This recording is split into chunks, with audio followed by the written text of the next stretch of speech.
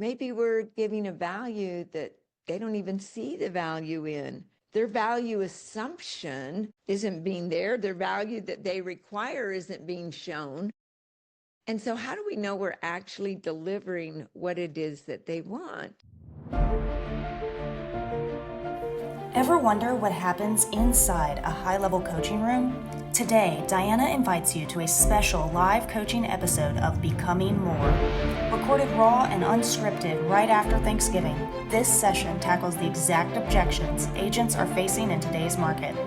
Dianna breaks down why prescription without diagnosis is the most expensive mistake you can't afford to make. Grab a pen. This is Becoming More.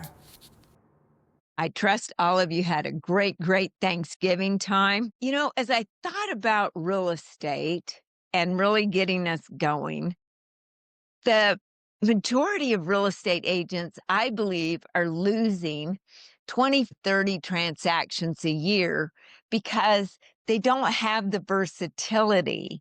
And what I mean by versatility is there's a variety of people that we work with, and they don't have the versatility to adapt to the people that they're working with.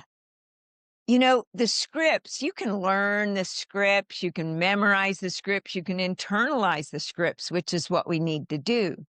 Yet, are you versatile enough to literally adapt the scripts to the person that you're working with? For example, when I ask agents, how versatile are you? Or do you find yourself stuck, possibly upset at a client, or not knowing exactly how to close the deal, even though you've got the great scripts? Most agents think they're adaptable, yet they're not. See, if you're speaking with a school teacher, you adapt the script to go into their shoes. Are you actually willing to put yourself in their shoes? If they're a nurse, do you adapt the script to nursing?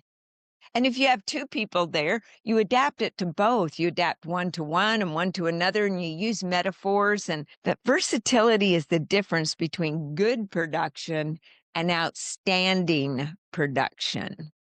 So think about that. Are you versatile enough? So that's the thought for the day that I wanted to leave with all of you, and practice that versatility. Let's think about this. Let's go with some questions if you have them. Dianna, when you're talking about being versatile, and I'm thinking about the agents on my team, just yes, losing the business, but sometimes when we're not versatile, we use so much energy battling, even if it's internal with the people, and feeling like you want to quit because you're just not making progress, and it keeps you from being motivated to just call the next person, is what I've seen too. So thank you for that reminder. No, Barb, I appreciate that, because I think the biggest thing when it comes to versatility is we have to work at it. You have to practice it. You know, are we doing enough role play and real play, as some people call it, and adapting ourselves to be different types of people? Because if they just work with us and they can do the scripts with us, aren't we harming them in a certain way? If we're not playing different roles, then how do we expect them to play different roles? If we're always being the nice one or the kind one or the mean one, whatever, like expireds, or for sell by owners, are you role playing like, why the heck are you calling me? So they hear it from you, they practice, they drill, they rehearse, and when they hear it, it's no big deal. Or are we letting them take that in internally and going, oh my goodness, they're afraid, you know, whatever. But I think sometimes we have to get out of our own way to be versatile. Okay, so thoughts, comments, questions, concerns, excitements about it? I think really looking at the best way to role play is, I had my clients, it was called for sale by owner role play. I would have them call for sale by owners with no desire to get the listing, just to react to them. Because if you want real play, call a for sale by owner or an expired. You'll get real play because they'll treat you like a seller will treat you. But there is no desire to get the listing, just real play. But what happened when they started real playing with FSBOs and expireds? They got really good. And then what started happening? They got the appointment. They got the appointment. Why? Because they were playing with real people. They got real objections. They got the response to their handler of that objection. So don't role play, just call them with no desire to get the listing. It's just a role play. And what you'll find out is the more you call them, the better you get, and all of a sudden you start getting appointments. It makes it so much easier because you got D's and C's and S's and I's, and you got engineers who's a 2-hour listing presentation to a high D that 15 minutes is probably too long for them. Are you that adaptable? Do you have listing presentations for a D, I, S, and a C? They're different listing presentations. I'm a high C. Yeah. So my first listing appointment, when I got done, Barb, they could pass the real estate test because I thought they needed to know everything. So I lost 75% of my listings being a C, acting like a C. You know, it's fun. Do you know the DISC? I know a lot of people have gotten away from that. I wrote a book on outstanding selling success, and I dedicated it to my dad because when I was younger, I would go with him on his produce route. And there was a place that we stopped. It was a cafe. And I mean, it was so funny because it was called Belcher's Cafe. Belcher was the last name of the people that owned it. And I thought, how terrible. Why would you name your cafe Belcher's Cafe? Yet there was a bus station right next to it. And the Greyhound bus pulled in right between the cafe and the bus depot. So Dad would have me sit there in the bus depot while he would do his job. And when he'd come back, he'd say, "Okay, Dianna, who's that person?" I go, "Well, I think that they're an I." And he goes, "Why do you think they're an I?" And I'd go, "Because they were talking to everybody. They wanted to like know everybody in the place." And he goes, "Okay, who's that person?" I said, "Well, they haven't moved. So I'm going to guess that they're a C, right? Because they want to stay put and they haven't talked to anybody." And so he would quiz me all along as we would meet different people. So when he passed, I thought, I'll just write a book in his honor. And I got with Tony Alessandra, who is very well known for the disc and making sure, because I love things to be right. I don't just want to write a book to write a book, right? I want to make certain that it's going to serve somebody. And I went through and I thought, as I'm thinking about this, Tony, thanks for bringing it up. When you walk into a house, you can tell by their decorations what they are. And I would always say, "Wow, your home is beautiful. Did you decorate it yourself or did you have it professionally done?" Because if it was professionally done, they just liked it, right? So I don't really know by that what they are. Yet if they did it, yep, I could tell their personality style. Those are the things that this is called professional selling. And a lot of realtors just go into real estate and they do real estate and they do pretty well. Yet when we take it as a profession, are we actually studying our craft? Are we actually thinking about the people? For example, a lady in Dubai couldn't get her home sold. And it was a beautiful home on the ocean, and they were going through a bad time of real estate. You know, our market goes up and down, and this was a down market. And she did the normal things that all agents do.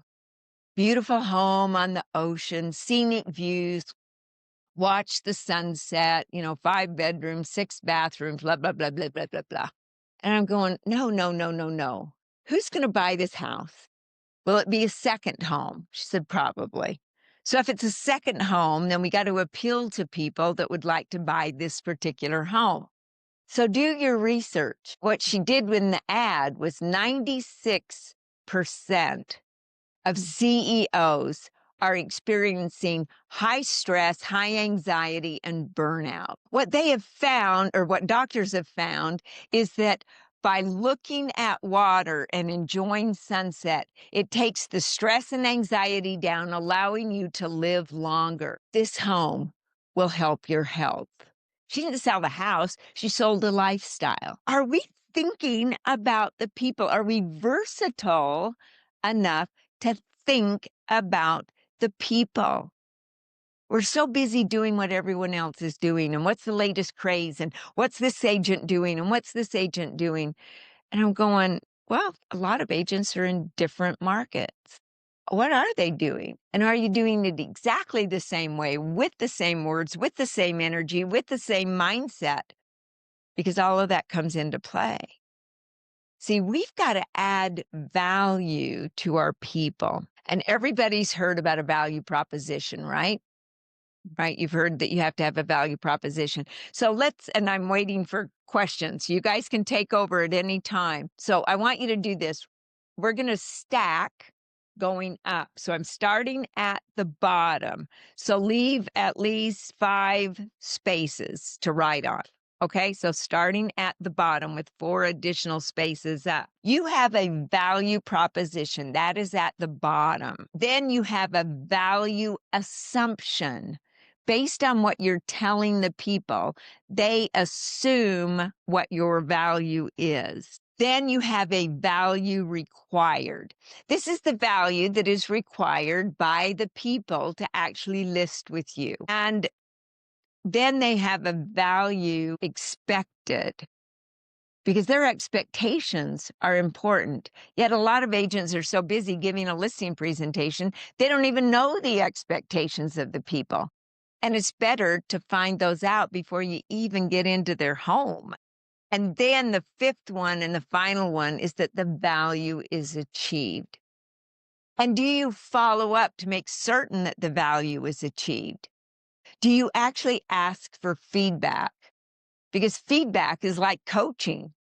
It is so good to receive it, yet most people just want good stuff. So the transaction didn't go so well, so they don't ask for feedback. And yet that's the best feedback that we can get.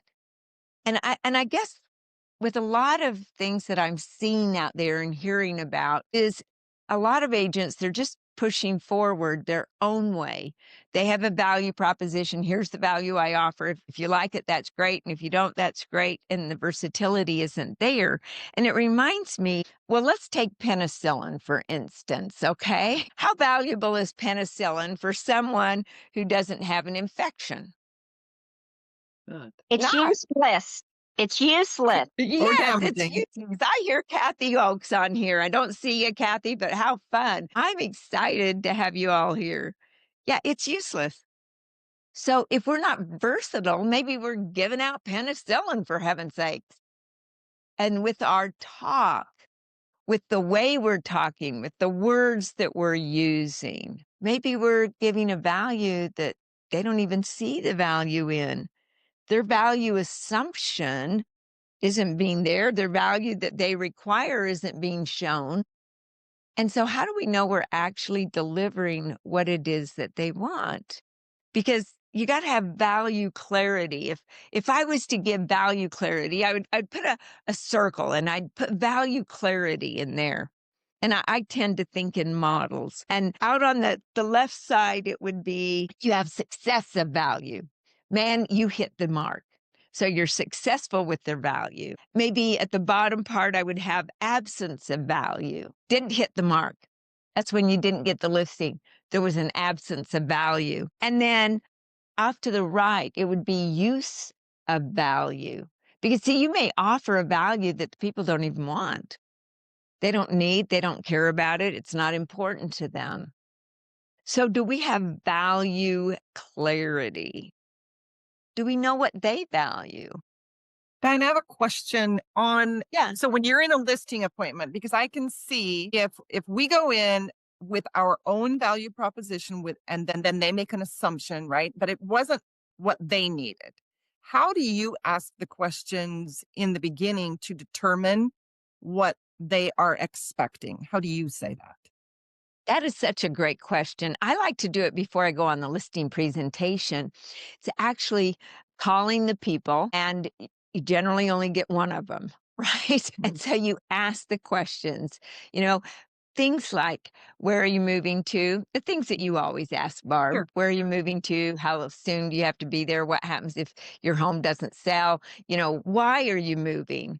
What's important to you about moving? And then a lot of people leave out, like, in the move, what are things that you absolutely expect from me? For example, one of my clients expects me to call them weekly. Would you expect that of me? No, I don't want you to call But me you're weekly. offering something that you're willing to do anyway, right? You're not just saying the specialized client. You're saying you're saying those things because it's what you already offer.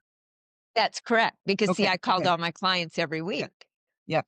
I would also say Marla helps me out with this. And because of the many clients that I do serve, and every one of you are special, would you be offended if I told Marla what to say due to my schedule and she called you? Because I want you to be called every week. So, see, I'm setting it up ahead of time. So they're saying, oh, yeah, no, that's okay if Marla calls me, as long as I know what's going on. Well, Marla called half of them anyway. I couldn't get to all of them every day. I'd have spent the entire Wednesday calling everybody because I was carrying 72 or more listings. So to call every single person, Marla had to help call. So are we translating the value for them? Are we? Sometimes one of the things that I'll say is, if the world were perfect for you, what would you like to have happen? And that's one of the questions. They always laugh about that, but they tell me their absolute truth. And then I'll also ask when I'm in front of them, what are the 3 things that are most important to you when working with a professional? So I set myself as a professional and let them tell me before I start talking so that I'm sure those 3 things are my 3 things. And putting them down in the file so you remember, because everybody's different, right? Yet when we bring clarity to our prospect and we take our values, translating them to make certain that they're their values as well. Tony, you're up. Yeah, I was just gonna say, I had a listing where the guy said, "You don't need to call me and update me." And being a high C, I said, "Well, you really need to know this information." I called him 2 weeks in a row and he canceled the listing. He said, "I told you not to call me." And he listed with a Yep. friend of mine who never calls his clients ever, and he got it sold. He said, "Just call me when you get a contract." So, sometimes people, if you don't do what they tell you, then I lost a listing and somebody else cashed my commission check because I thought he needed my values. But, it's so fun, Tony, because now, just so y'all know, remember, Tony was in the top 10 internationally for Remax. So just when people hear things, when you fail, they go, oh, I can't listen to them. No, let me tell you, you learn from your failures a lot more than you learn from your successes. People that only talk about all the successes that they had, and that's a little frightening. I mean, if I talked about all my failures, we'd be here for months. Yet you got to fail fast. You got to fail often. I remember the first for sale by owner I called, I actually hid under the desk. I didn't want anybody to hear what I was even saying. I was frightened. Wasn't afraid to knock doors. I mean, people face to face didn't bother me at all. Yet, yeah, calling was a little different. And the for sale by owners I'd never called before. You're never good your first time, as John Maxwell says. So practice on each other. And then, like Tony said, practice with for sale by owners. We used to Jackie knock doors. Kravitz. We used to knock doors together Yeah. and create that learning environment. Well, that's the best way to learn.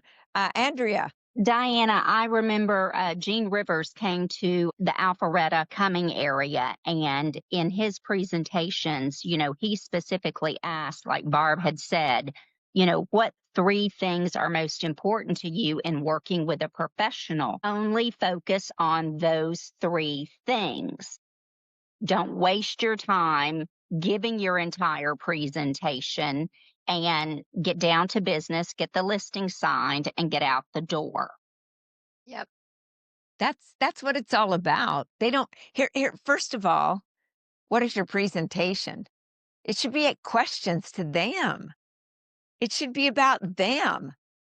Most people don't care. They wouldn't have called you if they didn't think you could sell the house. So why do you have to tell them all the things you're going to do to sell the house? They already believe you can sell the house. Why don't you make it about them? When people would ask, what are you going to do to sell my home? And I'd say, I'm going to do the exact same thing that I did to sell the other 350 homes this year that I've sold. Is that okay? Well, yeah. I said, you do want it sold, right? Most people never knew the marketing plan. Are you sending out a pre-listing presentation? See, that's the part I don't understand. Why don't you let that do all the talking for you? That's your presentation, is your pre-listing package. What do you have in it? And then you ask people to go through it before you arrive and have their questions written down for you or be prepared to ask. And then you ask questions about them.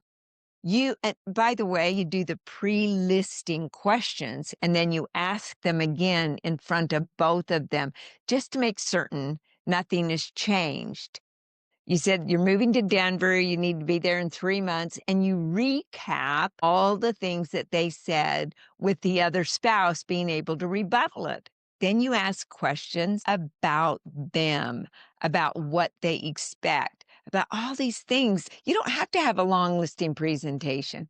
First of all, if you came to my home, one lady said, oh, my listing presentation is 3 hours. I said, my goodness, I'd have to go to the bathroom twice. I'd fall asleep. I mean, 3 hours. Who wants to listen to somebody for 3 hours? We're here for 30 minutes and you guys are anxious to get to work, right? So why would your listing presentation not be 30? I don't know. Diana, yours was 27 minutes and you asked over 100 questions. We tracked all that stuff. I don't know. I asked a lot of questions and I would start out with, look, this is your home. This is your money.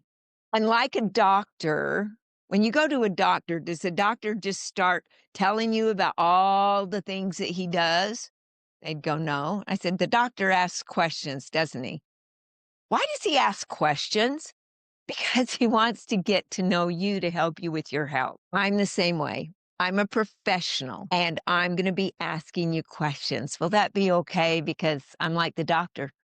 This may not be surgery, yet it is financial surgery.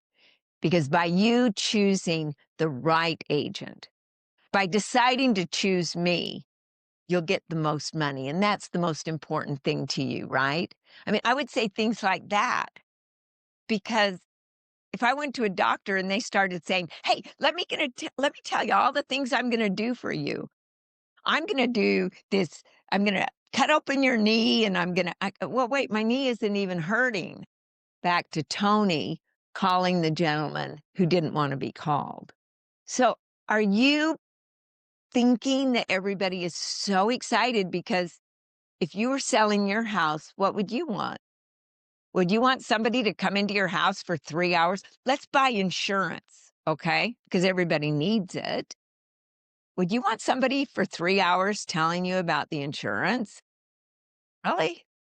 Or would you want them to ask you questions? I remember a gentleman coming in. I did need to buy insurance, and he got out that little flip chart-like thing. This was before iPads. Today, he would walk in with an iPad, and he set this little thing up, and I could see the number of pages, and I said, look, sir, if you're going to use that, you may as well leave. And he looked at me. He said, well, this is my presentation. I said, excuse me, this health insurance is about me, not about you. So if you're going to use that flip chart, please just leave. I don't want to work with you. Now, you may think that's really rude. Maybe it was. It was my house. It was my presentation. It was my health insurance. He never asked me what I wanted. Never even asked me what kind of health insurance. I mean, how's your health? What have you had? What have you got? I mean, come on. If you're going in and doing a presentation, you're no different. Are you asking questions? Because remember, it's their house. It's their money. They will be paying you for a service, for providing a value. And you've got a value proposition, and they called you because they believed that you could sell the house. If you walked away without the listing, because they already believed in you, You're the one that messed it up. So figure out how you messed it up. Are you recording your presentations? I recorded mine. I said, tonight we're going to talk about a lot of things. I'm going to be asking a lot of questions. And it's very important that I focus on you. So I won't be writing down your answers. Would you mind if I just recorded it? Because I have a team that helps. They're not here. I may forget to tell them something. Will that be okay? Never had anybody say, oh, no, no, no, no, don't you dare record it. They didn't care. And then I'd go back, and it was very painful to listen to. You know what I found, though? I found where I missed the opportunity to have them sign and get to work for them. I would hear a pause that was really long, and I'd go, dang it, I missed it. And I went on for 10 more minutes, asking more questions. Could have actually talked them out of it when they were already ready to go. See, I think a lot of times they are ready to go, and we talk them into it, and then we keep going and we talk them right out of it. Now, questions. Come on, guys, let's get going. This isn't I didn't come to give a training, yet I do want to help. So what's happening out there? Tell me what's happening in your world so we can get some real training. Put your egos aside, because here's the thing. When this gets real, like it did a couple of weeks ago with people saying, I've got this seller and blah, blah, blah, blah, blah, blah, blah. Everybody learns, and we learn from each other. And I got to tell you, I failed a lot to get to where I was. Yet, Diana, this was super helpful. I know that we're at the top of the hour, but your way of asking questions it causes me I just am not as patient as I need to be sometimes to just do the reviewing and get real, or now my agents, right, to get really studentified on what they're doing on their craft. So thank you for that remembrance to do that. Thank you. I appreciate that, because you're a top agent yourself. And then, I mean, very, very successful. And I love it when successful people learn right along with us. Okay, Susie, you're up. I think it's fascinating that you basically were doing the bold script this morning, today. And that was our script practice this morning, wasn't it? Yeah, it was. We did the pre-qualifying script practice. So I just want to, the reason why I raised my hand is if you did take bold, go back to that book and go back to the listing presentation. I just pulled it out this morning. Fascinating for you to talk about it, Diana. It's always the same. Nothing's changed. Yeah. So thank you. It's about them. I think people think it's changed because they think it's about them, and the realtor has changed, yet the people are still the same. And the bold script works. There was a gentleman, Scott, and he called me and says, I still use your bold script. And my first year in the business, I took 80 listings with that bold script. I go, yeah, it works pretty well. Andrea, we will end with you. And is it Andrea or Andrea? It is Andrea, and thank you for Andrea. asking, Diana. Thank you. Okay. So our goal obviously is to get the listing, get the contract signed. Now all we need to do is sign the contract. And I am a bit challenged with a heir of his parents' estate, and I did go in and present to him. He is still working through probate, and that can take some time. And he was not comfortable signing the contract. And I did share with him, we can go ahead and sign the contract and do any amendments to the contract as we get further through the probate process, because you don't just want to be burning daylight. So you did a good job in doing that. And I have a couple of questions here. Something came to my mind just as I asked you to speak, and I want everyone to write this down. Prescription without diagnosis. Prescription without diagnosis is malpractice. Right. Too many realtors are going in there prescribing everything they're going to do without even knowing what's going on with the people. Prescription without diagnosis is malpractice. Diagnosis is asking all the questions. So here are some things. Obviously, does he have an attorney helping him out?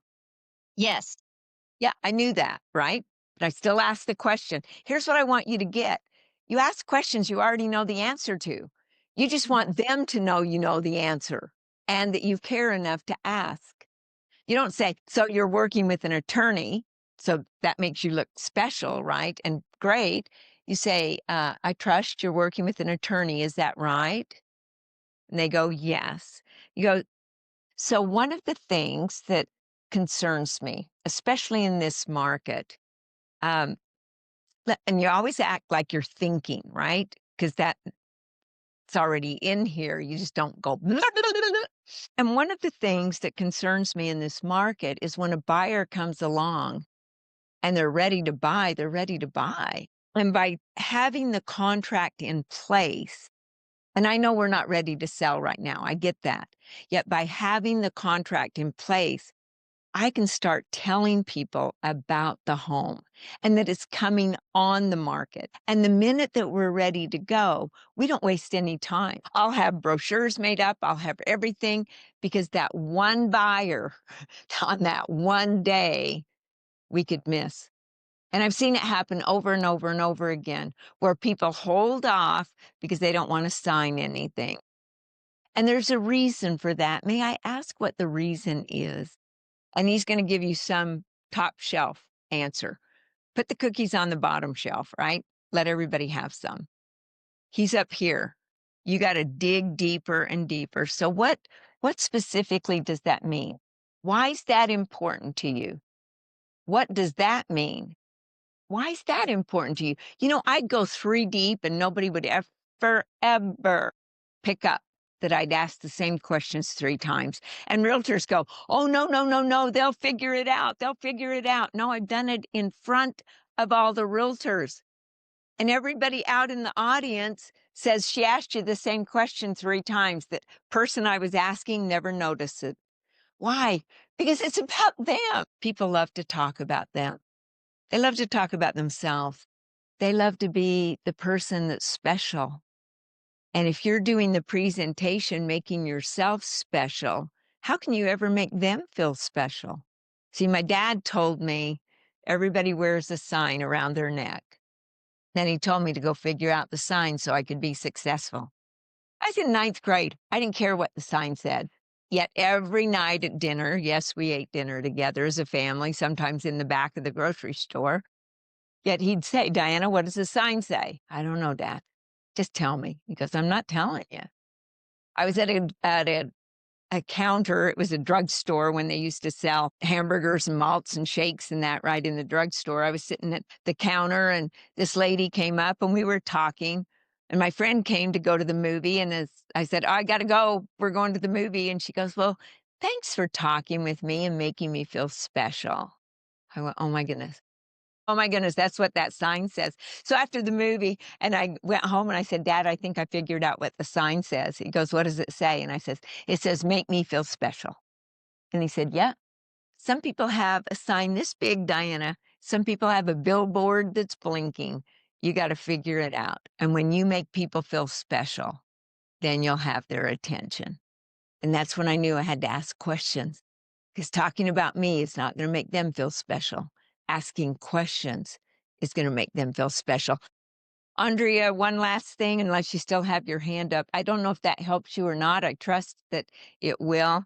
Yet ask if you can even speak with the attorney maybe and see. And I think that he's got all of that covered. And I trust that he is diligently, checking in and finding out, where they are in the process. And I want to give him, because the passing of his parents within a month of each other is still very fresh. Wow. And yeah, there's a backstory here.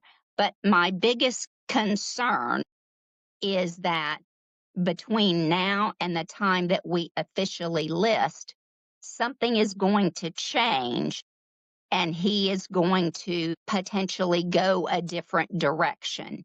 And we've had the conversations, if you decide to do this for sell by owner and just put a sign in the yard, you are leaving money on the table, because exposure to the masses is going to yield a much higher return for you and your siblings. And I'm here to... If he's thinking about the for sale by owner route, one of the things that you might ask him is, as a buyer buying a for sale by owner, do you think they might know that you're not paying an agent? But what would he say? Do you think the buyer might know that you're not paying an agent if you're a for sale by owner? Yeah. In Georgia, our listing agreements state that if the seller is not offering compensation, it falls Right. back to the buyer. And he's a pretty high level executive. So he knows he's bought and sold multiple homes. There's That's a great point. So Yeah. let's take the executive. Oh, you're an executive, you're a professional. You'd say yes. So do you think anybody can just come in and do what you do? Oh, that's a good one. Well, of And you course not, just stare at Diana. Yeah, I get that. Why do you think that is, that just nobody could walk in and do what you do? I mean, what if they read a book? What if they'd been an executive before in a different company, in a different environment at a different time? Do you think they could still walk in and do it? Not as good as I can. Yeah, well, this time is like that time. I'm a professional. I'm 100% full-time realtor. You're 100% full-time executive. And you just said nobody can do it like you, even if they read a book and did it over and had done it before. So may I ask, just help me to understand, what is it that you believe you can do that I can't do better because of my networking? See, how many realtors do you know that you're going to tell about your home? Because it's not just about the buyer. Most buyers, well, looky-loos, they want to see houses. Remember, there's 4 types of buyers. Go back and read Bold and do the 4 buyers for him. I think that's going to be the very best. I want to be respectful of everyone's time, and the ones that remember the buyers. Okay, very quickly, buyers relocating, they're in a hurry. They're looking at everything. I also want to know, will you guys be okay if we do this on a Zoom? If I mean, not on a Zoom, if I make this a podcast, because a lot of people are asking for it, and I've got to get your permission if you're going to show, or maybe they can just take the one screen of me. Yet I'd love to help agents. That's why I started doing this. This isn't about me. Shoot, I could be sleeping in or doing something else, going out to breakfast with Mary Tennant or somebody, I mean, we'd have fun. I do it because I love the agents. First type of buyer, though, is a relocation buyer. They're in a hurry, and they're going to be working with an agent, okay? What's the second type of buyer, guys? Okay, they have a home to sell. They're working with an agent because their home's on the market, and if they're not working with an agent, they're a for sale by owner, and you really want to trust somebody that's a for sale by owner to get their home sold when they want to buy yours. The third type, what's the third type? The investor. The investor, that is correct. And investors want to buy what? At real price or at lower price? Under the market price. Under the market price. Okay. The fourth time are looky-loos. They're not going to buy. They just love to look at houses. Do you really think you're going to get the relocation buyer that's working with an agent and in a hurry? No, we've proven that. Are you going to get somebody that has their home on the market? Possibly, yet you really want to work with somebody that you don't know if their home's going to sell? Third, by the way, they're working with a realtor. And if they're not, they'll bring their realtor in because the realtor has to get involved because he's selling the house. The third type, the investor, you don't want because they want to lowball you. And the fourth type, well, you can have all of those that you want because we don't like them either. So, I mean, bring up all these different things because people just look at commission. Has there ever been a time that you thought you were saving money and you actually ended up spending more? Yeah. Lots of, just make it general. Don't make it specific. So many ways of handling the same objection. And Andrea, I'm sure you've used a lot of those. And thank you for bringing that to our attention. I appreciate that question very, very much. And I know you'll get that listing. Just make certain that you're always there for him as you are right now. Keep in touch as you are right now. Thank you all very much. I'll see you next. Thank you, Diana. Bye-bye. Thank you. That was a live look inside the coaching room. If you realize today that you've been prescribing before diagnosing, it's time to upgrade your skills. Head over to diannak.com to have your questions answered on the next live Q&A. And make sure that you're subscribed so you don't miss our next exciting episode. We'll see you next time on Becoming More.